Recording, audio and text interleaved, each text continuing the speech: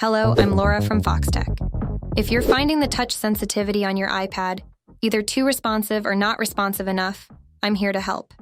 In this video, I'll show you how to adjust the touch sensitivity settings on your iPad to match your preferences. First, let's begin by opening the Settings app on your iPad. This is where you can customize a wide range of features to make your iPad work better for you.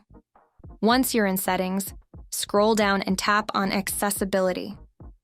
Accessibility settings are designed to help you tailor the device to your specific needs, and they offer some great options for adjusting touch sensitivity.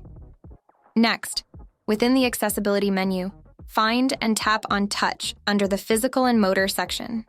This is where you can fine-tune how your iPad responds to your touch inputs. Now tap on Touch Accommodations.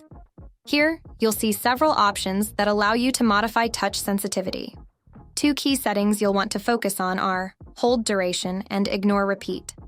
Adjusting the Hold Duration slider lets you set how long you need to press the screen before your touch is recognized. This is useful if you find that your iPad is too quick to respond to accidental touches. On the other hand, the Ignore Repeat slider allows you to control how quickly repeated touches are recognized, which can be helpful if you want to avoid multiple actions from a single press. For even more customization, you can enable or disable tap assistance.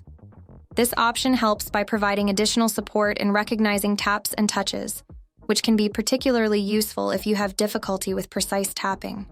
Once you've made these adjustments, take some time to test how the iPad responds to your touch. You can go back and forth between the settings and your normal use until you reach the touch sensitivity that feels just right for you. That's it for today's tutorial. I hope you found this video helpful. If you did, please consider subscribing to our channel and giving this video a thumbs up. Thanks for watching, and see you later.